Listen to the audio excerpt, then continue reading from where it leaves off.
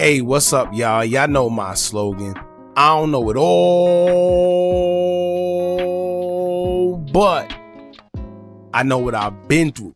Now, before we get into this video, make sure you check us out on Patreon at www.patreon.com/Hookah Anonymous _. You guys been telling us to create one for the longest, so we recently created a community where we will upload videos that we can't share on YouTube due to their guidelines. We'll also be dropping the latest to there first, behind the scenes information that you wouldn't find anywhere else on our socials. So make sure you become a member, and after you do that, head over to our official Instagram page at Hookah Anonymous _ and follow us there. Now without further ado, let's get into what you guys came here to see. Now, I continuously tell y'all how the feds play, and nobody wants to listen, right? There's a reason their conviction rate is so high. There's a reason why majority of the people that go against the feds, in fact, I probably know about 2 people that actually beat the feds, but the odds of beating them is so far off that you wouldn't even want to go against them, because now you run the risk of you may get a lot of time opposed to the little bit of time that they give you, even though the little bit of time is a lot of time, but you just don't want your time to be quadrupled. Basically what I'm trying to say is going against the feds is almost nearly impossible. And it seems like that's what Lil Durk is facing here. Now, I told y'all before that it's very hard to go against them, and when everybody thought that the only evidence they have is the song about Quando Rondo and then the other song with Gucci Mane, I told y'all that they're not going to base a whole indictment solely off music lyrics. It just don't work like that. And it seems like everybody also forgot the fact that they said they have text messages, phone logs, call logs, confidential witnesses, surveillance, the whole 9 yards. But the thing is, right, one thing about the feds, they're not going to show their hand completely. How they work is, it's not like the regular law enforcement. They're coming, and when they come, they're going to tell you, well, this is what we got on you. This is the plea agreement, the plea offer that we're giving you. And if you don't take it, then you just might as well take us to trial. And in most cases, people take the plea agreement because they know if they do blow trial, 9 times out of 10, they're going to get double, sometimes triple the time that they was offered initially. And they know that the feds do a pretty good job at what they do. If not, they wouldn't come and get you. Now, in the case of Lil Durk, he already presented his first bond package back in December when he tried to get out, and he offered all type of property. He offered money. He offered the whole 9 yards. You would have thought they would have let him out then, because it was more than enough to let him out on bond. However, they told him no, and they denied it.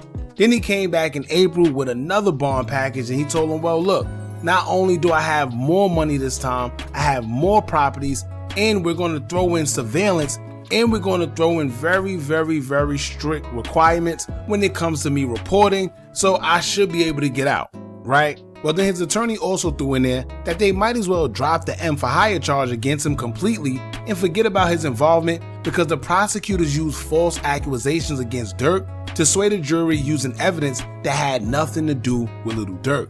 They stated that the song featuring Babyface Ray, which included the clip of Quando Rondo screaming no, had nothing to do with the unaliving of Lil Pab and was fan-made, and in fact, they got the producer of the song to testify that Lil Durk's verse was in fact recorded 7 months prior. So you would think that means he's clear to go, right? Well, the judge announced that his bond hearing was a consideration, and that was good news. He would get an answer on May 6th for the hearing that was granted by the courts.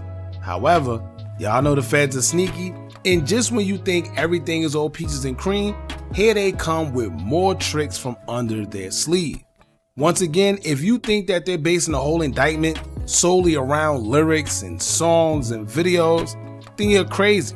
That's just the cake on top. They're not going to show you everything, because 9 times out of 10 they're saving it for trial, where they could bury you, and then you got no choice but to take the time that they give you. Now, according to a memorandum that's going viral on social media, Durk has been hit with yet a new superseding indictment, and he has an additional charge of stalking, which resulted in death. Now, before we get into it, y'all gotta remember this is about the 2nd indictment that Durk have been included in, which makes it 3 whole indictments that he's now facing all in one. It's the indictment he's currently in for the unaliving of Lil Pab, and then when he went to get bond the first time in December, it was stated that he's been mentioned in a sealed indictment that's going on for the unaliving of Stephon Mack, who the feds believe had involvement in unaliving Durk's brother money-making D-Thing, which gave him motive to have Mack unalived himself. And now it's this one, where it's a superseding indictment and a new charge that led to another person losing their life as well. Now, like I stated before, he has a bond hearing on May 6th, and if y'all was thinking, well, is this the reason why all this is coming out? Yes.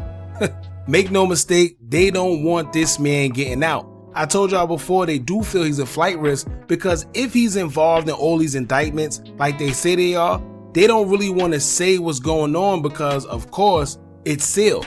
Of course, they don't want him knowing, because if he does get released, he does become a flight risk. Not only flight risk, you run the risk of witness tampering, evidence tampering. The feds just don't want nothing to go wrong with these cases, so their best bet is to keep him in their custody, because as long as he's in there, it's little to nothing he can do while he's inside. But anyway, we're going to get into the memorandum and see what it says. Y'all make sure y'all hit that thumbs up button so we can get this video into the algorithm. And if you're not subscribed to the platform already, make sure you do so now. Let's get into it. The memorandum will read, quote, on May 1st, 2025, the grand jury returned a second superseding indictment charging defendant Banks and his co-conspirators with crime arising from the August 2022 M of SR, included an additional charge of stalking resulting in death in violation of 18 U.S.C., and those are the penal codes.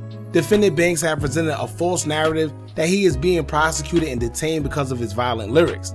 This claim is and has always been baseless. The SSI contains no allegations about defendant's lyrics. Instead, just like every iteration of the indictment before it, the SSI contains significant allegations that show defendant's alleged role in the execution style M of SR on a busy street corner in Los Angeles. These allegations and the other evidence the court considered during defendant's December 2024 detention hearing leave no doubt that defendant is an ongoing danger to witnesses and the community and a flight risk. He should remain detained pending trial. So as y'all see here, they're not trying to let this man go. And I told y'all that before. Even in the memorandum, they tell y'all that it's not solely based off lyrics.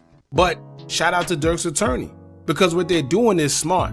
They finding a loophole in the case in which they see that the prosecutors not lied, but they got wrong. So what they're doing is they're trying to focus on that and just forget about everything else. But like I told y'all before, the feds is not going to play like that. They're not going to let all the evidence that they accumulated over the years just go like that. They're not going to let go the phone logs, the text logs, whatever confidential informant they got. They got a lot more, but they're not exposing their hand completely. That's pretty much what they're trying to tell you without telling you in a nutshell. They said there's other evidence, but like I told y'all before, they can't put it out there because the case is still going on. For y'all that was paying attention to FBG Duck's trial, you seen exactly what they did. We didn't see nothing about any footage that was released only until the trial came, and then we seen everything. So who knows what them people got? I told y'all the feds are tricky and they dangerous, and this is just a clear example. Y'all jump in the comments, let me know what y'all think about this. Don't forget to like, comment, share, and subscribe. Hit that bell so you're notified every time we drop new content. And remember, as long as you keep on watching, I'ma keep on dropping. And I'm out.